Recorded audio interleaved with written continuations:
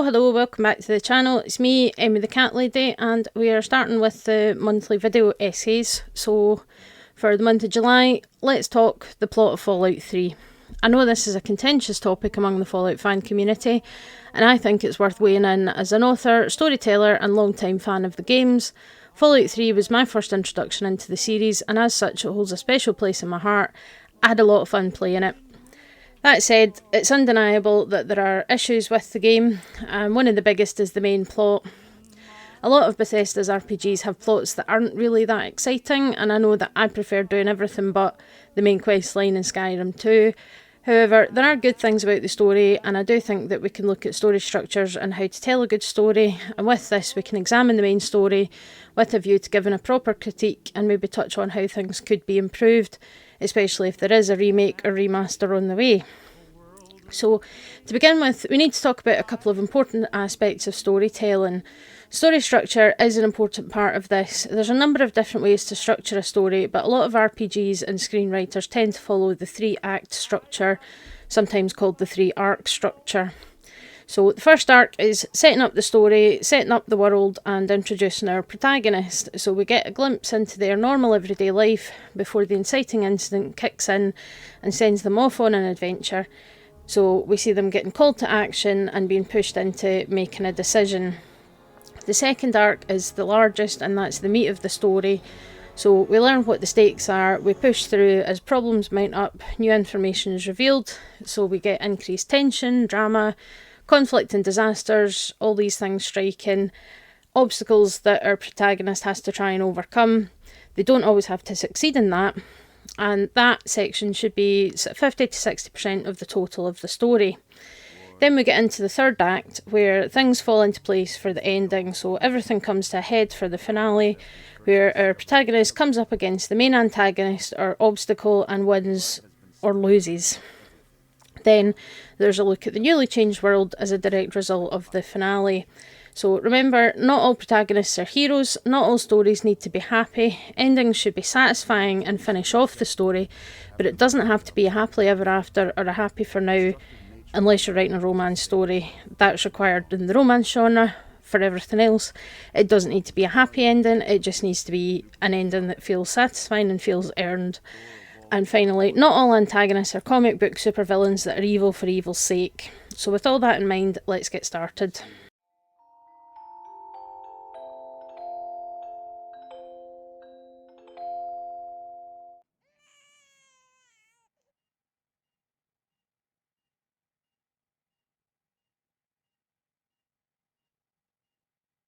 Future Imperfect, the prologue. So Fallout 3 begins with your character's birth. A bold choice, but an interesting one, because we get to shape our protagonist from the very beginning. On paper, the time in Vault 101 is just tutorial quest and character stat assignment, but there is some story here that we do need to take note of. So once we've done our special stats and learned how to walk appropriately as a toddler, our dear father reads us the all-important Bible passage, our mother's favourite apparently. You might dismiss this and then later realise you need to remember the numbers, but it does actually matter. So, Revelation 21:6. I am the Alpha and the Omega, the beginning and the end. I will give to the thirsty a spring of the water of life freely. So yeah, that's literally the main plot summed up in a sentence, which is something that authors are expected to do as their elevator pitch when they're trying to market their novels, given a very short summary of this is what the story is. So the game starts with our birth, our beginning, and it ends with our end, giving the water of life freely, more or less, to the thirsty. You do want to set up your theme nice and early, and this achieves that. Later, we go through a few childhood trials. It might seem a bit tedious after several playthroughs, but it does have a purpose beyond just tutorials. It lets us establish who our protagonist is. Choices here don't matter much to the wider world, but it allows us space to make decisions and see the effect they have. Do you fight Butch over the sweet roll, or do you just give it to him to keep the peace? Do you help him out to deal with the tunnel snakes, or do you join in with the bullying to get Butch's approval? Do you take the goat? Do you skip it? And yeah, the karma gain or loss you get from the bullying scene is bonkers, but it is trying to show you how the karma system works. That if you do good things, you'll be seen as a good person. If you do bad things, then the opposite's true. or you could stay neutral and avoid leaning too far the either way. So it's really trying to show you the different options that you have for your character's kind of morality and ethics later on, and you'll see how this affects things in the real world later on. When you arrive in Megaton, Lucas Sims will react to your karma level differently based on whether you have good karma, neutral karma, or evil karma. He'll get a vibe from you about what he thinks you might be like. Some companions will only agree to join you if your karma aligns with their preferences, and bounty hunters could come after you for being a goody two-shoes. The other thing that this prologue accomplishes is world building. Fallout 3 was the introduction to Fallout for a lot of players. I was 11 when the original Fallout came out and didn't even have a PC at home at the time. So Fallout 3 did have to do a fair bit of heavy lifting to establish the backdrop of this post-apocalyptic world. We get a bit of an info dump at the beginning, but it's not too much, in my opinion. It's enough to let you know what happened. And if you pay attention to your time in Vault 101, you can learn a lot about the way the world works and how life in the Vault is. Vault 101 was intended to remain closed indefinitely, so everything had to be homemade or already stored in the vault. You've got domestic robots who can't cut a cake properly, but there's clearly baking ingredients available. Birthday gifts that are old hand-me-down comic books where no missing pages is a big selling point. And people do mention the dwindling population and that there's only, 8 or 10 kids in your age group. The Overseer's attitude to everything and his approach to problems is interesting. If you follow him when he leaves your birthday party, you can hear him bitching about you to one of the security guards.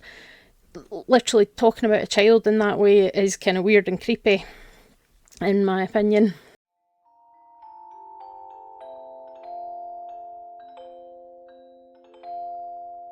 So we come to Escape, the inciting incident.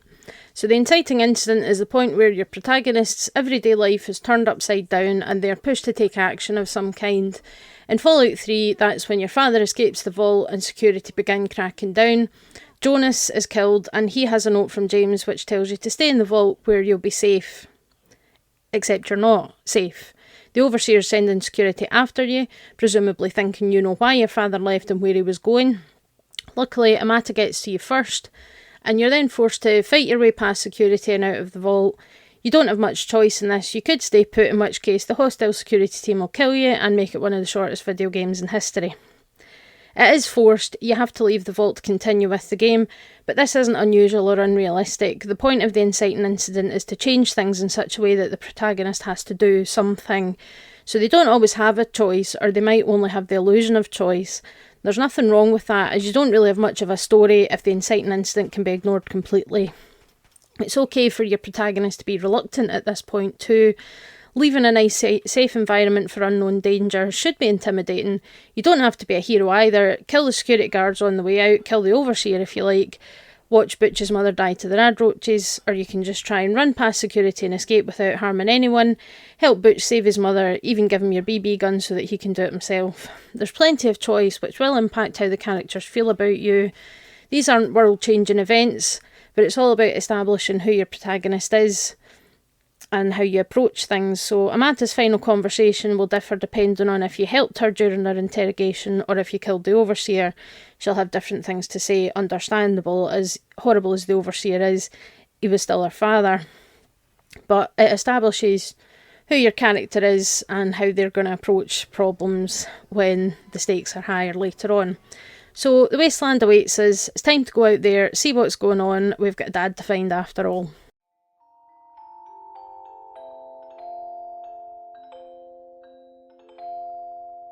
Following in his footsteps. So your protagonist's journey begins. We step outside the vault, and once our eyes adjust to the bright sunlight, we can see what's become of Washington DC and the surrounding area in the last 200 years. It's a bit of a fixer-upper for sure.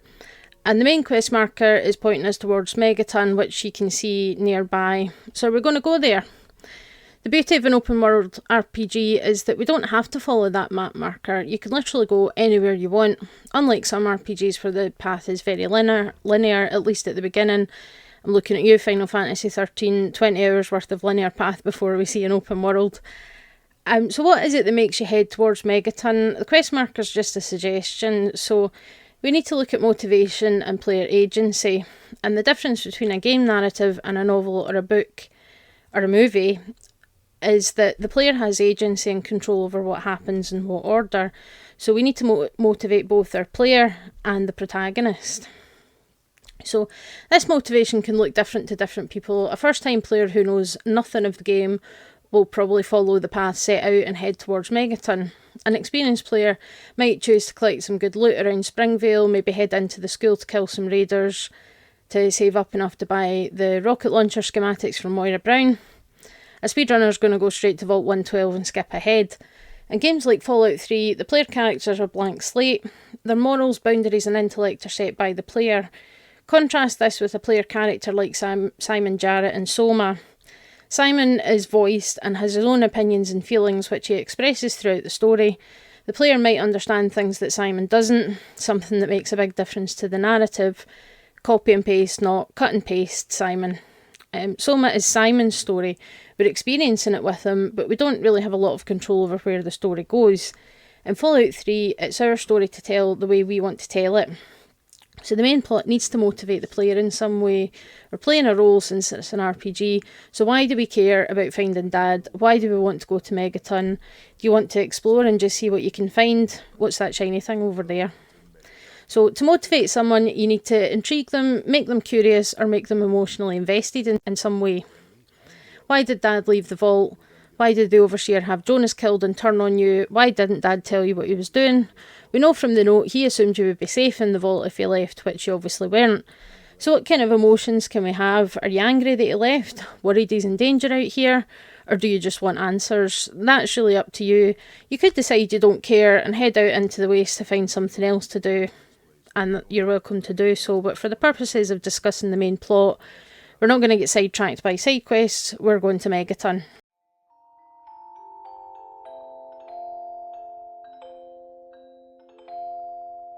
Megaton, the call to action. So we felt the call to action, we need to find Dad, so we go to Megaton. For information, we're generally directed towards Moriarty, the shady guy who runs a saloon. We can explore the town, which is fully functional with a bar, a restaurant, a church, a clinic, a store, and a giant unexploded nuclear bomb. I'm sure it's a bold choice to build a town around something, but the crater's exposed groundwater, which is needed for survival, even though it is radioactive. That's the main plot. There's no clean, rad-free water around. But we'll get back to that later. Let's go and see Moriarty. So he can tell you where your father went next, but not for free. And this is more world building being established here. People aren't just going to help you out the goodness of their heart. Everyone's fighting for their own survival, so you have to trade something. A favour for a favour, or cold hard caps, or, you know, the 5-finger discount, if that's your choice, which you're welcome to do so. So you could steal his password and go through his private notes on his computer. You can shake down an addict for caps or use your charm and persuasion skills on one of his employees. So your approach is going to depend on your skill set and your approach to problems, which is realistic enough. Of course, you might have noticed that well-dressed man that's waving at you as you enter the saloon. Mr. Burke has a proposition for you which pays well. If you agree to rig the nuke to explode, you'll get a ton of caps and a fancy apartment at 10 Penny Tower. It's definitely a supervillain type move, but this world is full of eccentrics, and without any law of the land, people are more free to do what they want, even if that's destroying an entire town for the hell of it. If you do this before you get any information on Dad, you have nothing. There's no alternative way to get that information once Megaton's a radioactive crater. Your quest says find Dad. You've got no leads, no quest marker, and no guidance. Major consequence of your own actions with no backup option. You just have to stumble across the next stage of the plot by yourself, which is kind of harsh, but you did destroy an entire town full of people, so you kind of deserve a little bit of hardship, really. And it is okay to let the protagonist fail sometimes, and even if they do make a catastrophically wrong decision, there should be realistic consequences for that choice. So I think this makes perfect sense. You destroyed the only lead you had, and now you have to figure it out on your own. Doing evil things should have consequences. So far so good. We're learning how the world works and that our decisions can have consequences, sometimes major ones. Assuming that we got the information from Moriarty, we now know that we need to head for GNR, which means a trip through the metro tunnels. I know, it's going to be okay.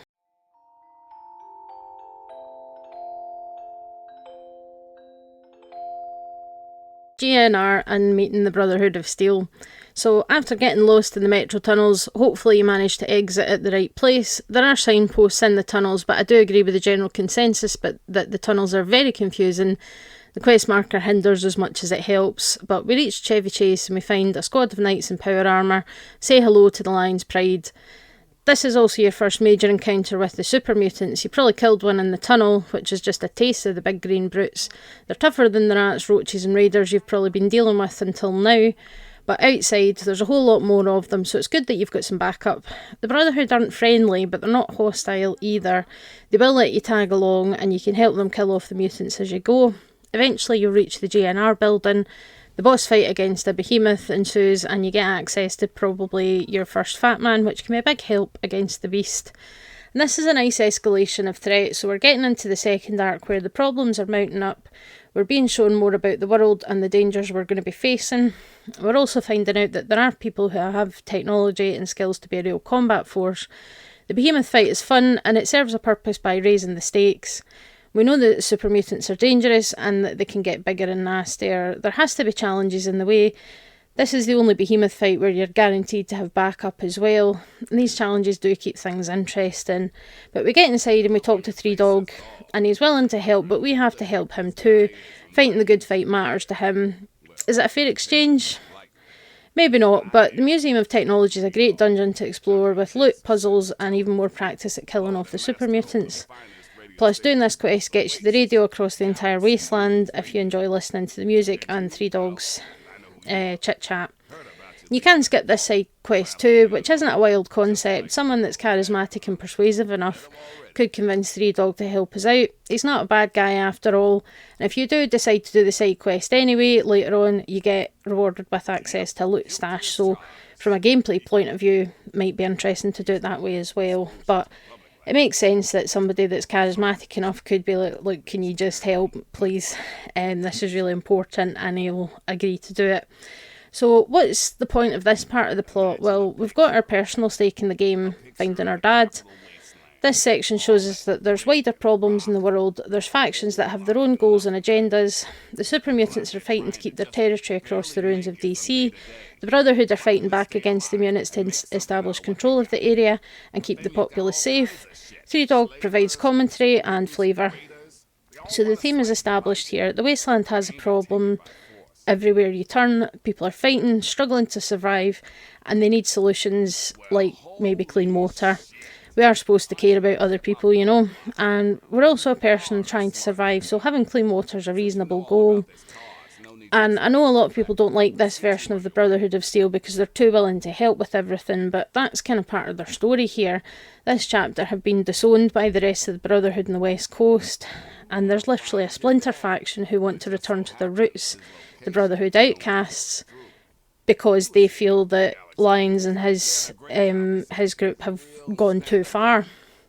And even so, most other iterations of the Brotherhood we see in the games do learn that they have to change their ways and stop being so isolated and closed off because they risk dying out. So again, it's not, you know, too crazy to see this with the Brotherhood, so I think it all makes perfect sense.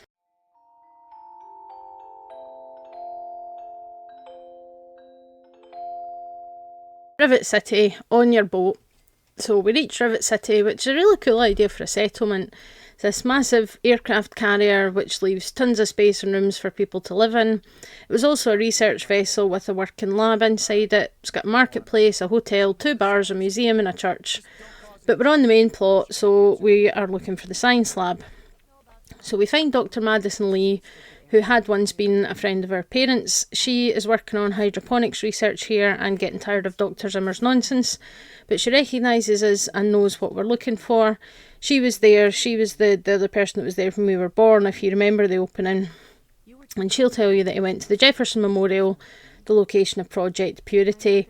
So this is the first time we get any indication that this project exists. We're still in the early part of the plot, so kind of following up from the call to action. So we need to go to the Jefferson Memorial to learn more. Conveniently, it's not too far away, just along the river a bit.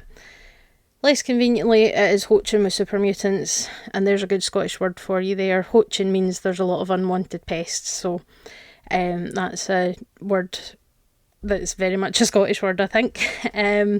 So exploring this place does give us quite a bit of exposition and backstory. We can find a lot of holotapes from both before we were born and after Dad left the vault and returned. There are a couple more tapes that you can find in Dr. Lee's quarters in Rivet City. It is an info dump for sure, but it is optional. There's only one that really tells you what you need to know, and then the quest marker is going to direct you towards that next location. If you choose to listen though, you can find out quite a lot about your parents, about the project, and the goal of providing safe, clean drinking water to the wasteland. This is your father's goal because it was your mother's goal too before she died. Dead parents are a bit cliche, but as we discussed in the Wasteland Survival Guide, childbirth is risky to a woman's health and there's not a huge choice of obstetricians available. To Vault 112 to search for anything of bronze that might help me get this purifier up and running. All I know is that it's west of some place called Evergreen Mills, and it's well hidden in some sort of garage. But I'll find it. I have to. It's so close, but that's the story of Project Purity, isn't it? An eternity of almost theirs. Let's see if Braun has the missing puzzle piece. So now we have an introduction to the wider plot, a call to action because you have to decide to work towards getting the purifier going. That means finding your father, and now we know where he went. Vault 112, the home of Dr. Stanislaus Braun and his pet project. He invented a device called the GEC, the Garden of Eden Creation Kit. So we're trekking across the map to make it to Smith Casey's garage.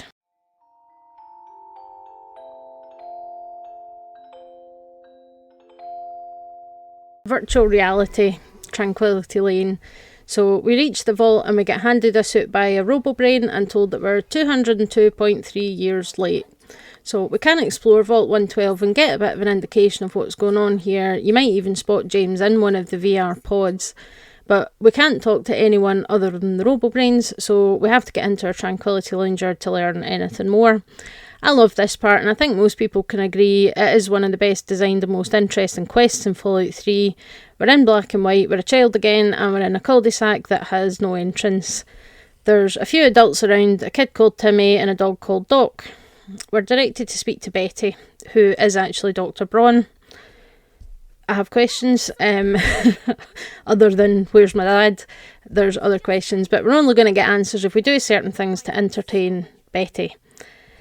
The interesting thing about this is it really subverts expectations when it asks you to make a moral choice. Sure, making one kid cry isn't exactly the most evil thing in the world, but doing what Betty wants is the evil choice. You're killing people, but they're not actually dying.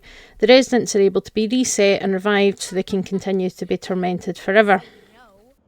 If I want to play a game, you're going to play, and I want to. I said I want to play a game. It's easy. You make Timmy Newsbaum cry, and I'll help you. If you don't, then I guess you're stuck here. The actual good option is to activate the failsafe, which is quite a tough puzzle if you're not musically minded, which I'm definitely not. But you can find the answer, you can look it up, you could figure it out through trial and error eventually. So the failsafe is a way to end the simulation for the residents for good. It's a simulation of the Chinese invasion, but all the residents die for real. Why is this the good karma option? Because these people have spent 200 years being tortured and killed for one person's amusement over and over again. Permadeath means peace for the residents of Vault 112. It leaves Betty / Dr. Braun alive and alone with no way to escape the simulation himself. Given what he's done as Vault-Tech's top scientist, he's earned that fate in my opinion, but you do have a choice on how to handle this, and either way you get to leave the simulation, and so does Dad. He was the dog if you hadn't figured that out yet. But we can learn more here about Vault-Tech's complete lack of ethics or morals, and that some choices we make have permanent consequences. It also highlights how letting people die instead of leaving them to suffer can be the right thing to do sometimes. From a story point of view, this is interesting and it includes some more world building and some moral dilemmas. We have Dad back, so time to go back to Project Purity to get ready to start it up again now that your dad knows what's needed. This is decision time, which forms the end of Act 1 of this main plot. You must decide whether to help with the project or not. Sure, the choice is an illusion, but you get other options later on that will let you sabotage the project if you choose to do so.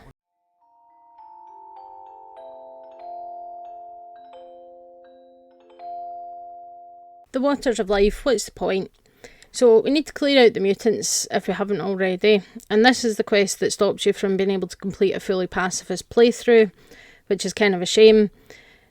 After you clear out the mutants, you get given some simple fetch quests from your father, and then you are in a big pipe and spot the Enclave arriving. They've been biding their time for just this moment so that they can swoop in and take over. Swooping is bad. So instead of handing the purifier over to Colonel Autumn, your father floods the chamber with radiation and kills himself. And turn over all materials related to this project. That's quite impossible. This is a private project. The Enclave has no authority here. I'm going to have to ask you to leave at once. Am I to assume, sir, that you are in charge? Yes, I'm responsible for this project.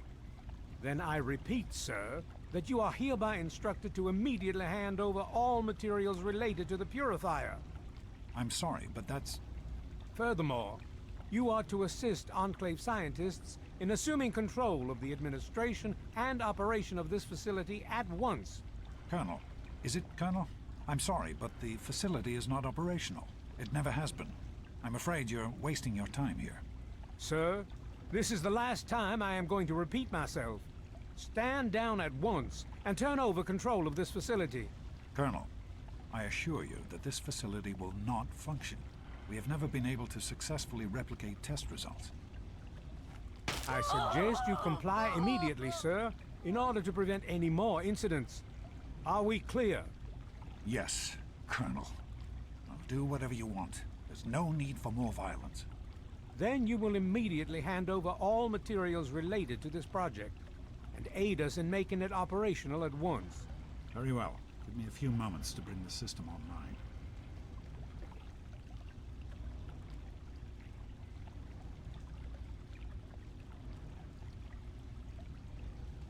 My patience wears thin. It'll only be a few more moments.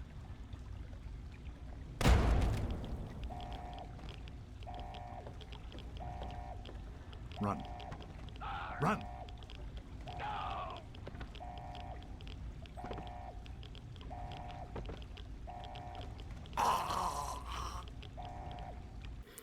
If you're wondering how Autumn survives this, you can see him inject himself with something, some high-tech anti-rad drug of some kind, probably. So you have to flee with the remaining scientists and people, leaving the purifier in the hands of, checks notes, the Enclave. I have questions. Why do the Enclave want this purifier? Why did they wait for us to return to it when they have advanced technology and scientists? Why did James kill himself in an attempt to kill Autumn without knowing for sure it would work? He's just martyred himself for no good reason and achieved nothing but more dead bodies. The Enclave still control the purifier. Who are the Enclave? If you're new to the series in this game, as a lot of people were, you probably have no idea. They're the villains of the piece for sure, but we get no information about them other than they have access to vertibirds and advanced tech. They could have come in at any time and started work on it. They've got the firepower to clean out the mutants, since you also could do this alone, and plenty of scientist brains to figure out how it works and get it going. They had to have known about it before to know that they wanted access to it. If they only found out by following you or your father, then why were they tracking your movements? You're not the first person to leave Vault 101. We know they wanted to get into Vault 101, but they're not really present on the map until this quest begins. So villains are good and interesting when we can understand who they are, what they want. Villains should have a motive, same as the protagonist, and a good villain believes that their actions and choices are justified. They should believe they're doing what's right and what's needed. That's what makes the conflict interesting. This is very much lacking here, which kind of makes you wonder why you should care. But there's no time to waste. We have to get to the Citadel, so back into the tunnels we go.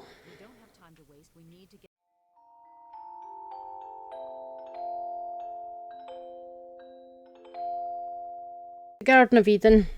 So we reached the Citadel, which is basically the Pentagon and the Brotherhood's main base here in the capital wasteland.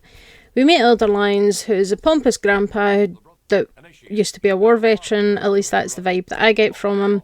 He says the Brotherhood will help us to get the Purifier back from the Enclave. We can't leave it in the Enclave's hands because reasons. No, you don't need to know the reasons, and not a single person feels the need to explain it to you. Who even are the Enclave? You can pick up some hints from well-hidden locations and mostly dead characters like William Brandis and Greyditch, or on the propaganda radio, but not everyone is good at spotting propaganda for what it is. But the Enclave are bad and the Brotherhood are good, so let's take a look at what we know about these two opposing factions based on the main plot. So I've put up a table of comparisons. So power armour, they both have that. Advanced weapons, they both have that. Trained soldiers, they both have that. The Brotherhood have got Liberty Prime. The Enclave have got the vertebrates, so they've got air superiority. They both want the Purifier, and the Brotherhood haven't yet tried to kill us. The Enclave have tried to kill us, so that is basically it. We don't trust the Enclave because they tried to kill us, which is a reason to not trust them for sure. But we can't even really say that they killed our father. They pushed him to kill himself. Autumn killed one scientist, so it's not a lot of information for us to base anything on. It's just assumed that we're going to side with the Brotherhood of Steel. And the thing about it is that any kind of incident, especially a tragic incident, needs to matter to the story. Obviously, you know, our father's death matters to our character in theory, but you could have taken that out of the story. You could have, you know, let the Enclave take Project knowing that the Gex needed and that they don't know that yet, and then we go and appeal to the Brotherhood for help to take it back, which is exactly what happens anyway. So our father killing himself to try and kill Autumn 2 literally changes nothing except giving us a weak motivation to avenge his death or something. So it feels like it's trying to force these emotions on us to make us feel a certain type of way instead of letting us decide how we feel about it all. The Brotherhood haven't tried to kill us, but they've not exactly been the most friendly and welcoming bunch of people either. So we just have to go along with them whether we really want to or not. We have flimsy motivation, limited information, and no real choice or agency at this point. And that is a problem, and this is the point in the story where it starts to lose me, and I think it probably starts to lose a lot of other people. So we don't really have much say in this, so we have to just carry on. So we need to go and find out which vaults in the area got a Gek. We do that. Vault 87 is our next stop. The front door's inaccessible due to extremely lethal levels of radiation. So we need to find our way through the children-only society and some caves. So getting into Little Lamplight isn't as straightforward as just walking in. They keep their gates shut. This is not unrealistic. They've kept themselves safe and alive all this time by keeping their home closed down. The mutants are right next door. They're children and dogs. There's nothing but children and dogs in this society. They don't trust adults. They don't even remember why they don't trust adults, but they don't trust adults. And they've kept themselves safe by staying locked down. So you need to either pass a difficult speech check to convince them you're trustworthy, be a child at heart, i.e. have the perk, or do them a huge favour, which is liberating some kids from some slavers. And again, this isn't crazy. People in the wasteland have to survive by trading favours or paying for things. The kids here wouldn't let some random stranger in without having a good reason to trust them. Isn't that something that we teach children, is to be careful and be wary of strangers from an early age? Why would these kids be any different? Still, a bajillion super mutants later, we've got the Gek in our hands. Either Fox gets it for us, or we go ourselves if we've got plenty of Radaway and Rad-X. The Gek feels like a bit of a MacGuffin to me, as it's not exactly clear how it works either in this game or in Fallout 2, where it seemed to work differently. In this game, activating it vaporises a bunch of matter into clean, fertile land or something. Activating it instead of just taking it does end up with a slight case of you being dead, so don't do that. But the Enclave are waiting for you. Presumably they came in the front door with their magic anti-rad juice and stun grenades, and again they have all this tech and superior firepower, but they still want you to do all the dirty work for them so they can just sweep in and steal the glory or something. So yeah, now maybe it could be personal for you. Objective is secured, sir.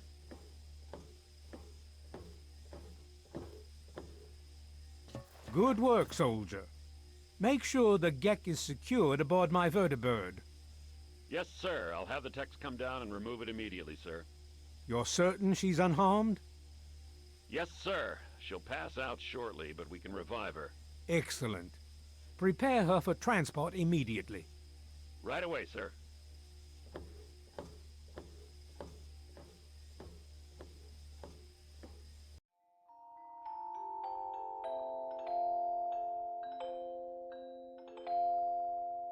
The worst president in US history. I mean, at least all the other ones have been human, probably. Hopefully. So yes, the Enclave have captured us, stolen the Gek, and are trying to activate the Purifier. So Colonel Autumn is here, and he wants you to tell him the code to activate Project Purity. What do you mean, you don't know what it is? You remember that Bible passage your dad read to you when you were a year old, don't you? No? Oh well, okay. You might think being held in a military bunker in a stasis field inside a prison cell, you don't have a lot of options, but you do actually have a couple.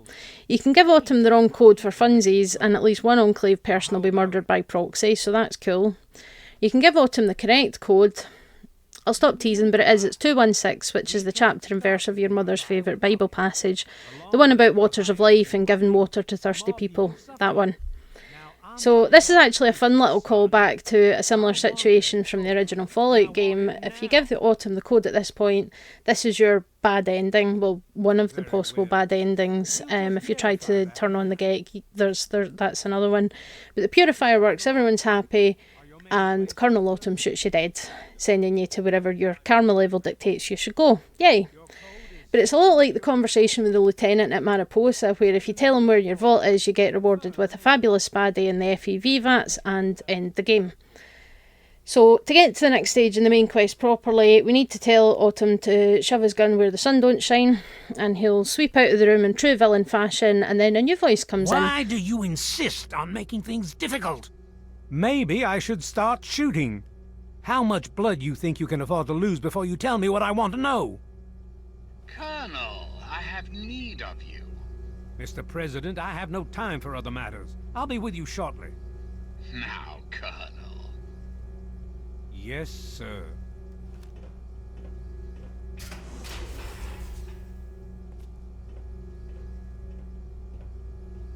Ah, alone at last. I do apologize for Colonel Autumn's attitude. He's been under a great deal of stress lately. I've no doubt that you know who I am. I'm sure you've heard my radio broadcasts. I'd like to have a word with you face to face. I think there are a few things that you and I should discuss. President Eden wants to talk to you, so you get let out of your prison, get all your stuff back. Neat. Not sure I'm a fan of these set pieces in games where you get captured and they take all your stuff off you only for you to get it all back 30 seconds later. Even Mothership Zeta made you work for it a little bit. You might think this is a joke, but it's not. It's a crappy attempt to shove tension in to make things seem more exciting than they actually are, and other games have been guilty of this nonsense as well. I'm not just picking on Fallout 3 for that one. But if you're paying attention as you head through Raven Rock, you might see that there is a bit of an internal conflict within the Enclave. Some of them are following Autumn's orders, others are following the President, mainly the mechanical guys on El Presidente's side, which is interesting. And it's quite funny to hear them sniping at each other over the PA system, kind of like in Pirates of the Caribbean, where they're all belaying each other's orders on the ship and nobody really knows who's actually in charge. But we can't really learn that much more about the Enclave here. There's very few terminals. The scientists all tend to run away and won't talk. Do try and make sure you get the bobblehead at least, because it is the one that's missable. But we follow the quest marker and we find a big computer with a pretty little daffodil in a vase. Nice. Is that the President?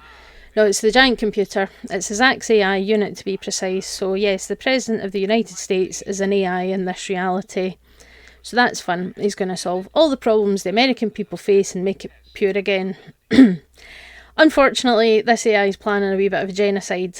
Maybe this is why AI needs to be regulated and should not be left in charge of running a country. But anyway, disclaimer, any similarities to politicians living or dead is purely coincidental and this is all a work of fiction.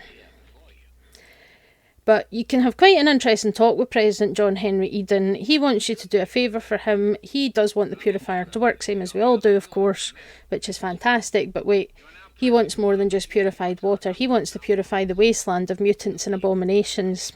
All of them. Sounds great, right? No more death claws, feral ghouls or Yagwai trying to eat your face. Just put this modified FEV into the machine and cleanse the wasteland of mutants. Except, do you remember how there's radiation literally everywhere in Fallout 3? Everywhere.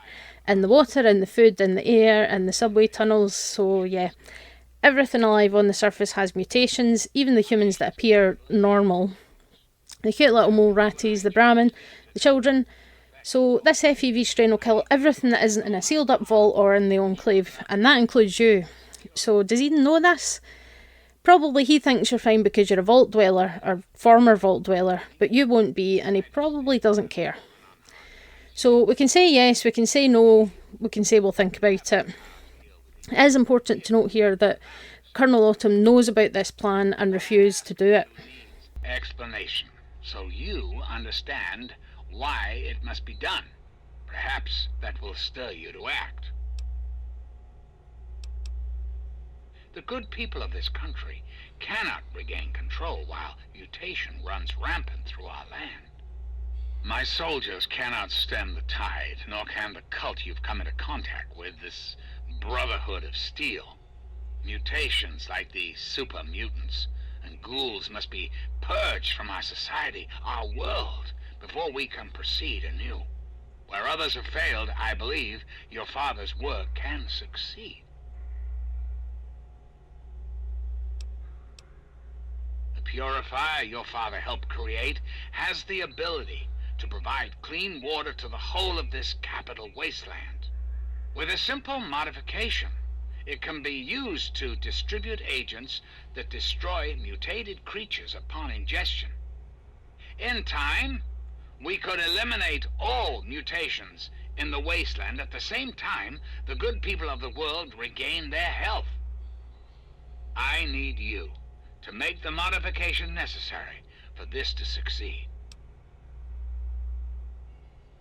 In front of you will be a vial of modified FEV virus. It can be inserted into the control console for the purifier. Doing so will inject it into the water supply, and the purifier will take care of the rest. You just need the code to activate the purifier. Simple, isn't it? I understand. It's an unusual request, one I wouldn't make if it weren't of the utmost importance. Please understand that I cannot allow you to leave until you've taken the vial.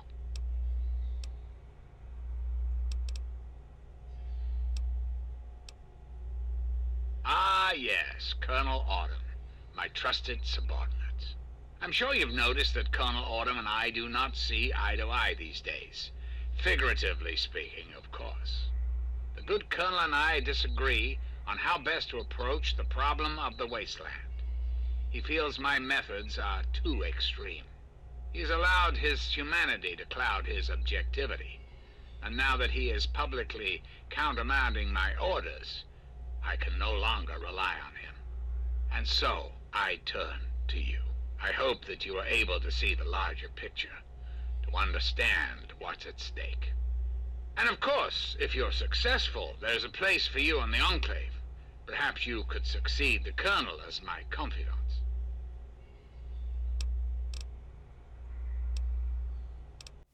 So even he thinks it's a bad idea. When it's too evil for one of the main villains, maybe it's not a good thing to do. And even if you talk Eden into destroying himself, he urges you to take it for safety reasons. So that's fine, let's go. Not much of interest in this place anyway, but the daffodil's a nice touch. So we walk away from the explosions because we're cool like that, and we might even find our big green buddy foxes waiting for us. We managed to escape before he could complete his rescue mission, but if you're a good egg, he will agree to be a companion. That's nice, and it's nice that he tried. So we can rush straight back to the Citadel to tell them what happened and go and take back that purifier. Or do half a dozen side quests first. The Enclave and the Brotherhood are working on your timeline, not the other way around, so they're going to wait patiently for you to decide when to get going, which is convenient. With such tools.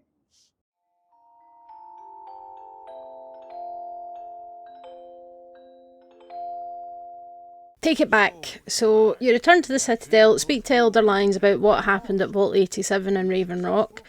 Understandably, he's quite concerned about the situation, and you get lots of options to tell him important information.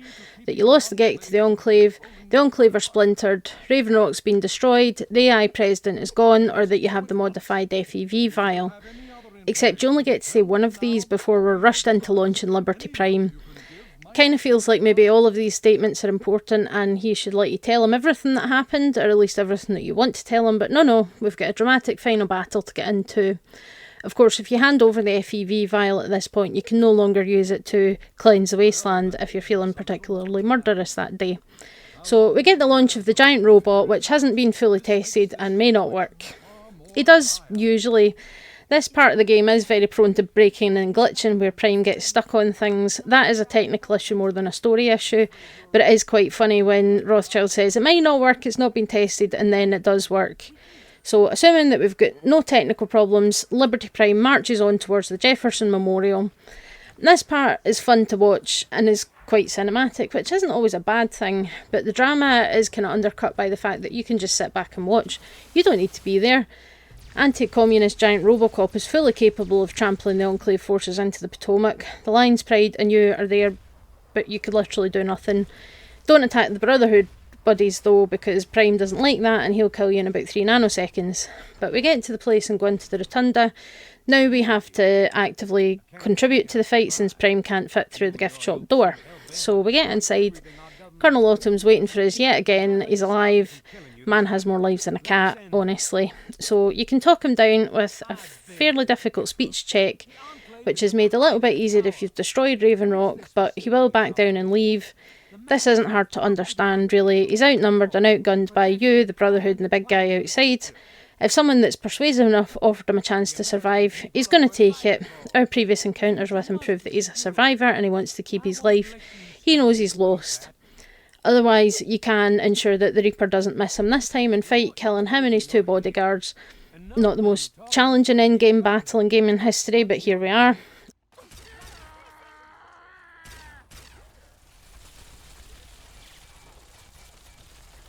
Either way, the Enclave are handled, and that's great. Then Dr. Lee comes on the intercom to tell you that the purifier's been damaged and overloaded by the fighting and must be activated now, or it'll explode. Not sure how that works, but I'm not that kind of scientist. Of course, the control room is full of lethal levels of radiation, so you will die if you go in there. But if you don't, everyone in the building will die, so fantastic. What do? Well, do we have choices for you? Depending on your companions, role-playing choices, and whether you have broken steel installed or not. This is where things get wacky. Hold on to your pip, boys.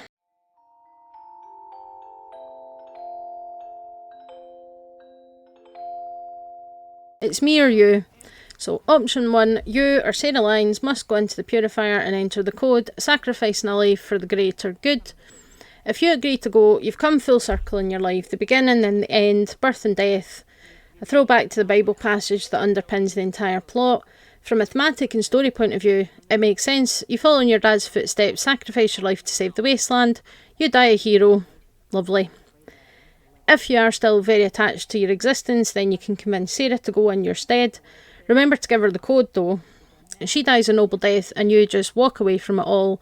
You refuse to follow in your father's selfless example and give your life for the cause because you are a terrible person, apparently. Bear with me, we'll get to the issues with this choice. Of course, if you really want to be the worst kind of person, you can refuse to give Sarah the code or start the purifier yourself and let it go boom. That's an option, and you get the true bad ending, which is fine, I guess, but it's hardly satisfying into the story that we've been building on all this time. So here's the issue with sending Sarah in instead of you. Sure, it's kind of a dick move since this project was your parents' entire reason for living or something, but it does kind of feel like forcing a parent's ideals and dreams onto the child, whether they want it or not, especially when the consequences are so major and permanent.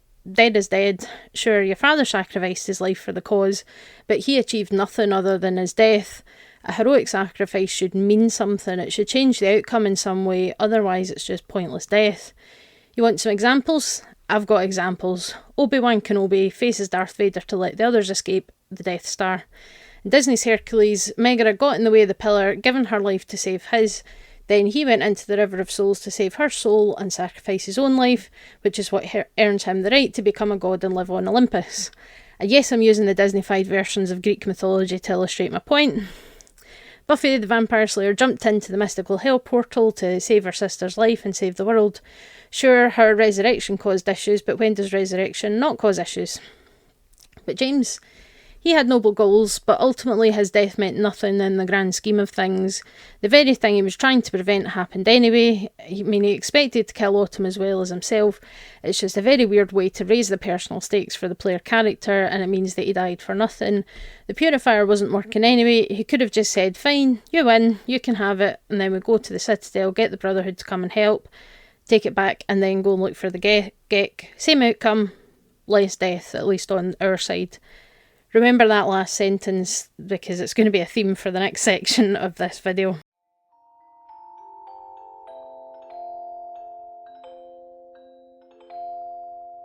It's do and die.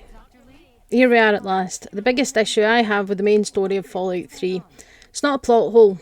It's a massive nuclear bomb crater in the middle of the plot. You want contrived circumstances? Here's some contrived circumstances. Firstly, we're working under the assumption that Broken Steel isn't installed. Vanilla base game only. With me? Great.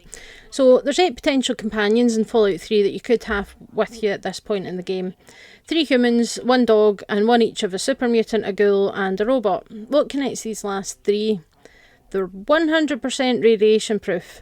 So if they went into the radioactive chamber, they'd be fine. They have enough intelligence to press a couple of buttons and remember a 3-digit code. They would be at literally no risk while you will die. Your friend would want you to survive, surely. No, of course not. Fox doesn't want to rob you of your destiny. Sergeant RL3 says you're a coward and you should finish your own fight. Karen the Ghoul has just this second run out of fucks to give and doesn't want to save your ass anymore. Isn't he contracted to specifically do whatever you tell him to do? So what's the issue here? Well, we know that if a human goes in there, the rads will kill them, whether that's you or Sarah, so understandably, if you have a human companion like Butch or Jericho, they're going to tell you to go to hell. Obviously, as good a boy as Dogmeat is, we don't want to leave the fate of the wasteland in his paws. But we have 3 potential companions who could just step in there, push 3 buttons, provide endless clean water to the wasteland, and everyone gets to live. Except they won't, because your dad gave his life for this, and that means that you should too. And look, there's nothing wrong with an ending where the protagonist makes a big noble heroic sacrifice to save the day. But it only makes sense if that's the only choice available. Like, instead of a 3-digit code, it needed DNA that matched the creators of the machine. Then it could only be you because you're their child. But there's clear options there, so forcing a choice between death and someone else getting credited as the hero is contrived, unbelievable, and it makes no sense. They're forcing this choice to add tension and weight to the ending because we should all aspire to giving our lives in some noble sacrifice for the greater good, even if that death is absolutely not necessary. I'm not buying it. Fox is probably the most egregious example of this. If when you go to Vault 87 you let Fox out of his cell but go and get the Gek yourself, what does he do? Deciding to retrieve the device yourself was foolish when I was at your disposal, but so be it. Well, I'm afraid this is where you and I part company. He yells at you for being so stupid as to risk the rads when he was right there, all radiation proof and more than capable of grabbing the item for you. But suddenly, just because this is the end of the game, he thinks you should go and die in the rads because it's noble and heroic or something. Depending on your side quest, and there could have been like half an hour of gameplay between those 2 events, so you're going to remember it. And the other 2 aren't much better. RL3 is a robot, and robots that refuse to follow orders because they think it's cowardly for you want to provide clean water and not die, when there's literally no risk of harm to the robot. Karen has a contract that states that he must do whatever his employer says, except in this one instance where he's asked to do a simple task that will be entirely non-lethal. Ghouls are healed by radiation, so it's like a freaking spa day for him. It's just nonsense, and I'd forgive anyone for switching the game off and going to play something else after this. Bethesda have acknowledged it's a poor ending, and they tried to fix it with the DLC. So, did they? Let's see.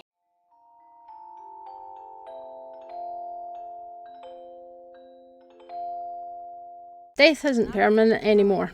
So if you have Broken Steel installed, things change. If you send Sarah, she'll still die, but you grow plot armour and magically survive. You spend a couple of weeks in a coma. That's fair enough. People might have paid extra money to have the DLC, so you can't let the base game end and stop them from playing the DLC. Broken Steel is an extended epilogue to the story, essentially. So now your 3 radiation-proof companions are willing to turn on the purifier. Makes sense, there's no risk to them at all, there never was. Of course. My immunity to radiation makes me a far better candidate for surviving in there. I would say that your destiny lies within that chamber, but you have already altered mine. The least I can do is return the favor, cycle the airlock, and we'll put an end to this. And they all know that because they say so. Fox will now acknowledge his immunity to radiation makes him a far better candidate for the job. RL3 points out his superior construction and programming will outlast your frail human form. Why is this robot such an asshole? Also, he's safe because he's not organic, not because he's smarter than you. Karen is reluctant but will begrudgingly acknowledge the contractual obligation, even though he didn't care before the DLC. Great. So that's all been fixed now, and we can turn on the purifier without anyone dying in the process. So we get an ending slideshow with Ron's narration, but it wasn't updated. Sure, I know Ron Perlman could have been a very busy man as an actor and whatnot, but the fact that you get the exact same speech as if Cyrus sacrificed her life and you just walked away like a terrible human being, you monster. The added images of the true hero that are correct, well, you get guilt-tripped for being selfish, for not choosing to die when there was literally no need for you to die in order to save the world. But you're still a bit of a dick for surviving. It's not selfish to want to live when your friend could easily do the thing without any harm coming to them when it would harm or kill you. That's reasonable. If writing a story was like painting a floor, then the writer's clearly painting themselves into a corner away from the door and got stuck. It happens. It's part of the craft of storytelling, but if you pull a contrived plot device like a Deus Ex Machina, the audience might be a bit pissed off about it. For those who don't know, the term Deus Ex Machina originates from Greek tragedies, referencing a lot of Greek stuff in this one, where an actor playing a god was lowered onto the stage by a crane. It means a plot device where an improbable or unlikely event appears to resolve everything at the end and eliminate the otherwise hopeless situation. So, in essence, the addition of Broken Steel threw a Deus Ex Machina on top of some egregious false tension. So the original ending basically gave nonsense reasons why you had to give your life for the world.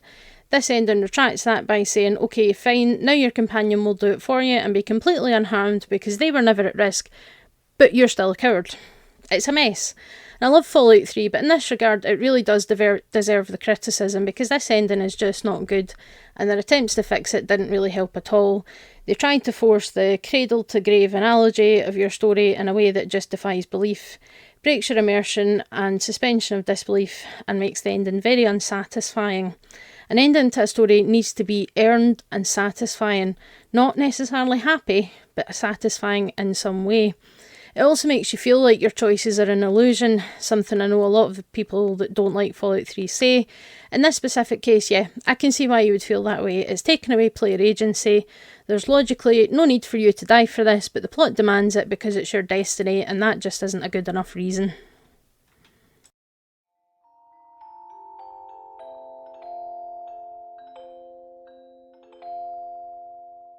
So, what makes a good story?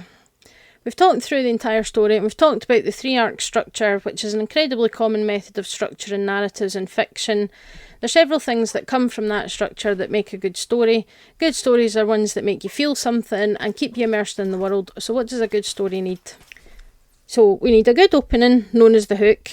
The beginning needs to get your audience interested and get them invested in the protagonist's story and the world it's set in. Then an inciting incident needs to happen to start up the drama. More things happen which raise the stakes, introduce the central plot and theme. Obstacles are put in the way for the protagonist to overcome. You need a compelling antagonist that makes you feel something and understand what they want and why they're the bad guys. We do need to learn about the villains too. Then more challenges and danger where the protagonist overcomes their weaknesses and fears. Having a low point a low point where all seems lost also keeps those stakes high and keeps the audience invested as we see how they get past it. Then a satisfying ending where all the major plot threads are resolved. As I said, the ending doesn't need to be happy. Happily ever afters are only essential when you're writing a romance. Satisfying is the key. It makes sense. It feels earned. The protagonist can fail at the end, die at the end even. That's okay as long as it fits the story. Fallout 3's main plot is missing several of these points. We don't learn much about the Enclave until near the end. We're just expected to know that the Enclave are bad and the Brotherhood are good. We don't know their motives for the Purifier. We see the rift within the organisation. The President does spell out his plan for the Purifier, but according to the giant computer, Autumn is a coward for not wanting to wipe out all life on the surface. So why does Autumn want the Purifier? The internal conflict there makes little difference to the plot as well. The outcome's the same, and it's left up to us to decide what to do with the modified FEV. The stakes aren't clear. Sure, we can tell easily the wasteland needs clean water because people need water and the water everywhere is irradiated, so that's great. But we don't know why the Enclave are so bad. The battle to take back the Purifier is trivial. We don't need to be there because Liberty Prime does all the heavy lifting. We just need to remember that Bible passage for the code. That's literally the only thing you're essential for in this whole thing, even though you were never explicitly told that what the code is. We just have to remember that one Bible passage we were told at a year old. Sure, you can assume that your dad mentioned it on several occasions, so maybe it is drummed into your character's brain, but whether they would even make that connection, it's not clear. The ending's a mess. Completely unsatisfying, it's jarring, bringing you out of the narrative and wondering what the heck is going on. Fox suddenly thinks you should just die to provide clean water. How can we care about these stakes when the logical solution is so obvious in front of us? If Fox just did the damn thing, we could survive, keep fighting the good fight and do more for the wasteland. After all, if humanity's going to survive, it's going to need more than purified water. You're the protagonist, so you're clearly capable. You're forced into this circumstance, which feels off. Your ending summarises the results of your choices and calls you a selfish coward if you don't sacrifice your life. So yeah, we're lacking a few of the important things that a good story needs. I don't agree with all of the criticism Fallout 3 gets. There are certainly instances of good storytelling and good writing in this game, but the main plot, especially the ending, is not it. You can see what they intended, but they tried to force a specific narrative without really weaving it properly. And that's a problem because when you're trying to instill some kind of emotion when you're writing, you don't want to spell it out for your audience. You don't want to say, you need to feel sad now, you need to feel glad now, you need to feel scared now. You want to have them do that to themselves. It's setting up the tension and things, but if you're just going to force it with these contrived circumstances, you're going to lose your audience, and that's the biggest problem.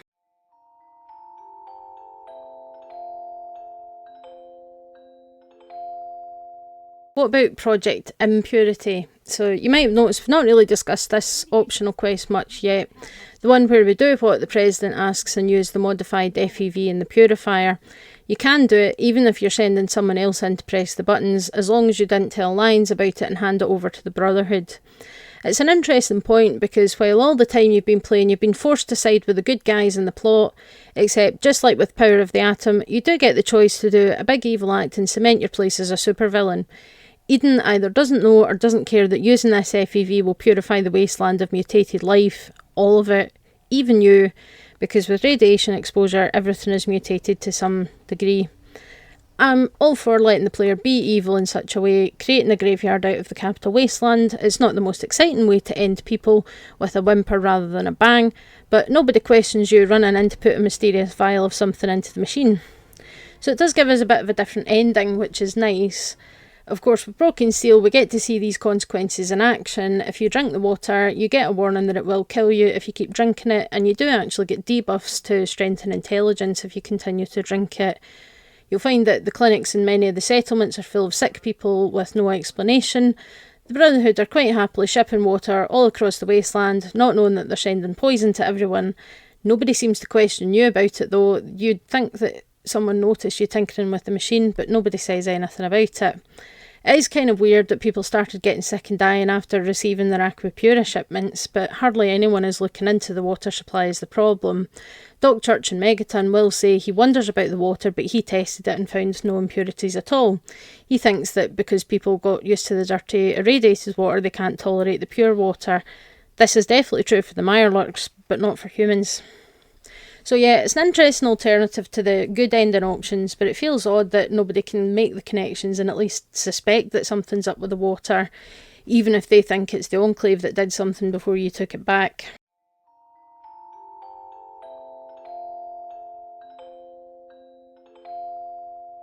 Broken Steel. So we've discussed the changes to the ending of Fallout 3 that Broken Steel introduced. This DLC acts as an extended epilogue. Not everyone likes an epilogue, but it does at least finish off the conflict between the Brotherhood and the Enclave, mostly, so congratulations, you're not dead, yay! But nap time is done, you've got work to do, the Enclave are still around and we need to stop them from whatever it is they're doing. What are they doing? They're using a satellite relay to communicate with their own people. The Brotherhood has been going around destroying Enclave camps while you were snoozing. We don't need to know why the Enclave must be stopped, why are you asking questions? Just do what you're told. So the first quest involves an orbital strike against the giant Doom robot, poor Liberty Prime, cut down in his prime. He's overpowered, so we have to get rid of him to make the rest of this quest line interesting and challenging.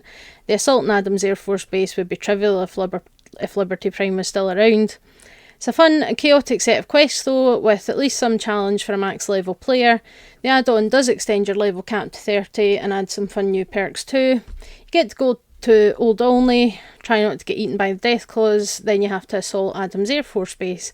You even get to ride a train in the subway that was for the US President to escape in the event of nukes, so that is cool. There is a choice at the end, which does make an actual choice that lets you pick a side to obliterate. You can target the Citadel or you can target the Adams Air Force Base mobile platform with an orbital strike. The other targets like Rivet City, Project Purity and Megaton won't work. If you really want to blow up Megaton, you have had the option for that. So we can wipe out the last of the Enclave in this area, destroy their last major base, because the Enclave are evil. Trust me bro, they're the bad guys. You get good karma for bombing Adams Air Force Base, so the universe agrees. It's just frustrating, we know the Enclave are evil, all of their other iterations are pretty evil, except for maybe the remnants in Fallout New Vegas, who seem to be generally decent guys, but I'm still not over episode 2 of the TV show where they incinerate puppies if their birth weight is too small. They could have at least euthanized them first, but the Enclave are evil and I'll never forgive them for that. Anyway, that gives us the good ending where we live happily ever after with the Brotherhood of Steel and all the clean, pure water we can dream of. You do get some additional unmarked side quests and can go and do whatever you like, so that's nice. Or you can target the Citadel, betray the Brotherhood and get yourself some bad karma. Understandably, the Brotherhood aren't too happy about this, and upon landing they will be hostile to you. Any other locations with Brotherhood personnel will also be dangerous for you. Fair enough. You do lose access to the ability to sell pre-war books at the Arlington Library, but you are rewarded with access to the Citadel's secret armoury, full of high-tech weapons, and the unique Callahan's Magnum, which is a unique, powerful variant of the scoped 44 Magnum pistol. Fun little Dirty Harry reference there. So we do get a more interesting ending and a more satisfying one in some ways. We can eliminate the Enclave's power, or we can betray the Brotherhood after being forced to work with them all game. So this does give some agency back to the player to live the story they want to see. It's not perfect, and it doesn't fully repair the giant plot crater of the base game's ending, but it is better. What I really like about Broken Steel is that it lets you see the outcome of your actions and choices on the ground. Most RPGs like this, looking at Elder Scrolls and BioWare, they tell you what happened in the ending screens. You get a nice little slideshow with, this is what happened to this person in this town, everybody died, and whatever, you get a whole rundown of everything that you were involved with. And the Fallout games do that too, and that's great. We want to know what happened next. But Broken Steel lets you see it. There's side quests around the water caravans, scammers and everything. There's clues in the environment as well. As I mentioned before, the Mirelurks have evolved to thrive in the dirty irradiated water. So this purified water in the tidal basin is actually toxic to them, whether you add the FEV or not. And you can see this. Any Mirelurks you encounter in the tidal basin are either dead or they're wandering around with 1 HP. It's a small detail, but it adds that realism. You've changed things for life in the wasteland. And as discussed with Project Impurity, you can see the impact on the people. The clinics are full, the doctors are baffled, and if you drink it, you get debuffs and can die from it. Real consequences of your actions. So from a narrative point of view, this is good. A good story ends with a changed protagonist and a changed world. Your character's not the same person as that scared kid that left Vault 101. The wasteland is not the same. Change isn't always for the better, but it's unsatisfying to do all of that work for no reason and for nothing to happen. And we get to experience that within the same game world, which is interesting. Don't get me wrong, other game series do this. BioWare certainly are good at this, or they used to be, where you could import save data and choices from previous games in the series, and that can impact events within the next game. Dragon Age and Mass Effect both pulled this off pretty well, in my opinion, until recently, let's say, but that's a whole other conversation.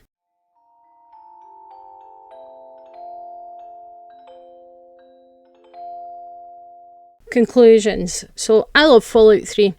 It was my introduction to the world of Fallout. I've enjoyed playing all of the mainline single player games.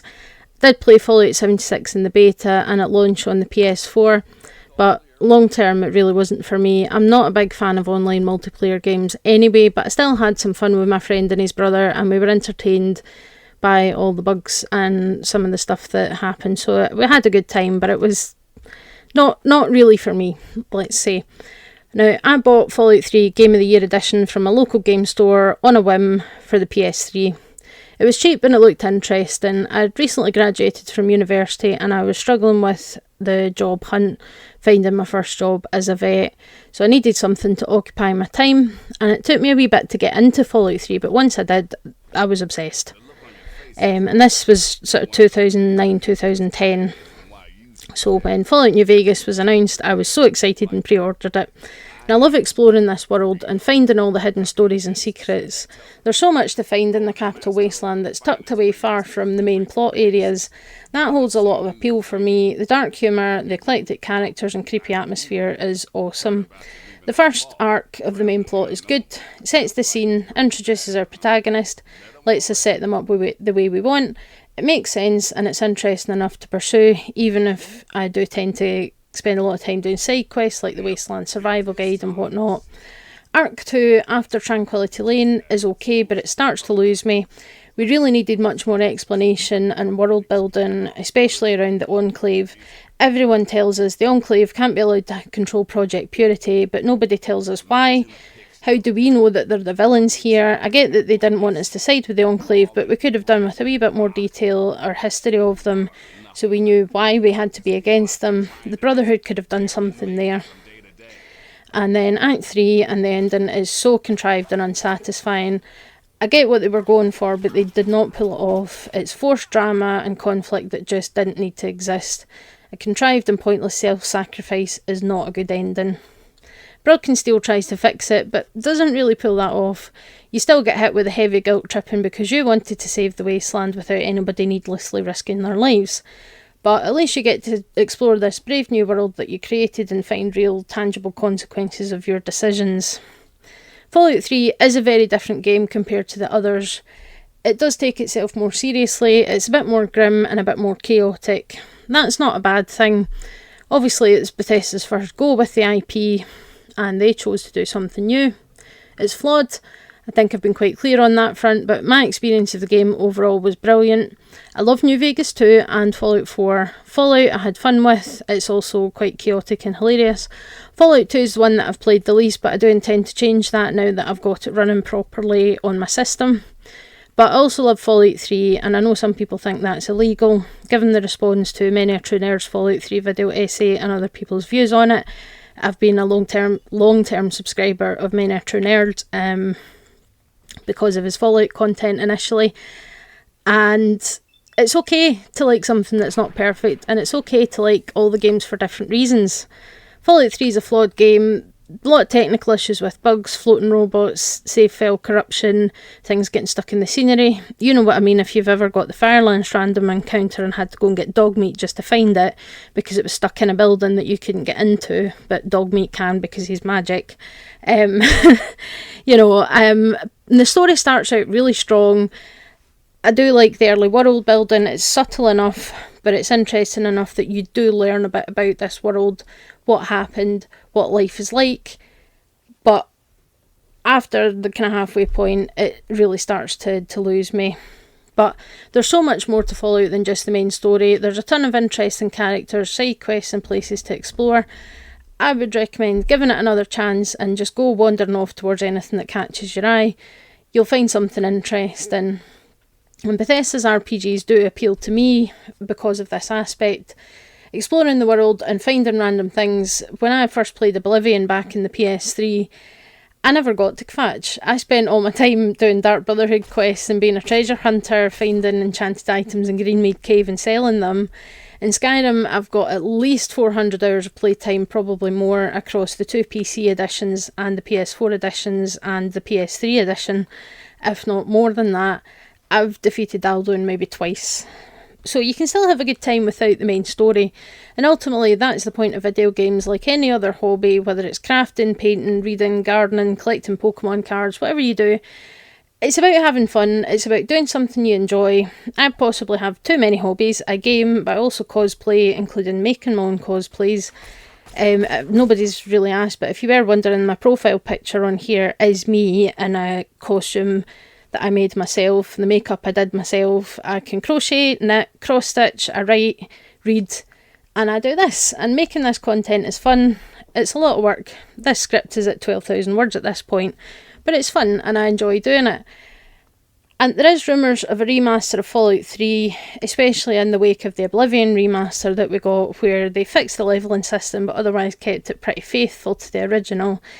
It's probably going to be a surprise drop next year or something where they'll just say, oh yeah, we've got a remaster of Fallout and it's now available, there you go, like they did with Oblivion, so wouldn't put it past them to pull that one, but there's at least an opportunity to bring the game to more people and to maybe fix some of the problems of the original. At least let you send in a radiation-proof companion without Ron Perlman calling you a selfish asshole for it. So go and explore the Capital Wasteland, find stuff, learn some of the hidden stories and appreciate the atmosphere. Take your time and look everywhere. One of my best performing videos is about Isabella Proud, a woman who wanted to study feral ghouls.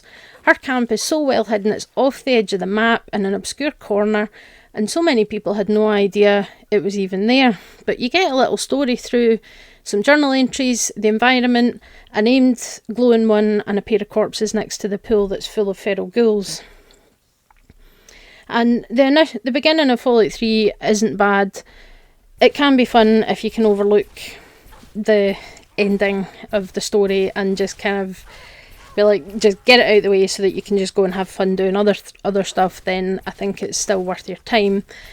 And certainly Fallout 3 and Fallout 4, in my opinion, could be massively improved from a narrative point of view if the antagonists were better developed and there was more shown to us about the bad guys so that we have an idea of why they're doing what they do. A good villain believes they're doing the right thing and that the end justifies the means. They have goals, same as the protagonists, and that's what makes a villain, good in terms of quality, is that they believe in what they're doing and that they're doing the right thing to achieve their goals. They have motivation. They're not just being evil because it's fun to be evil. They have a reason to do that.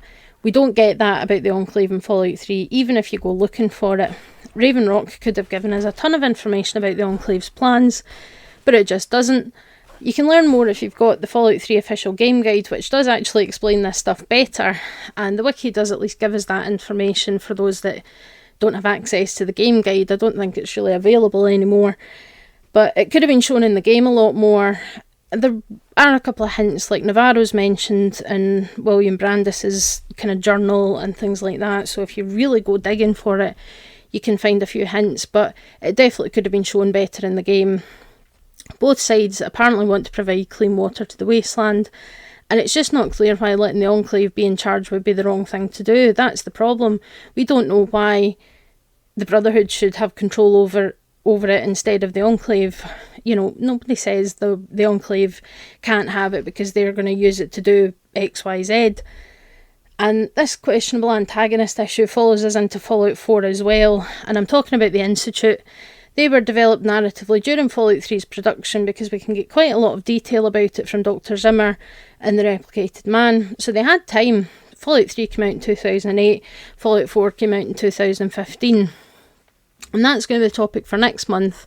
So certainly if you have any thoughts or points about the Institute that you'd like to raise or see discussed next month, then drop them in the comments or on the community posts. I have set that up for subscribers, so feel free to post there and we can certainly chat about it. And if there's anything specific about the Enclave or about the Institute that you'd like me to talk about, I'm happy to include that as well.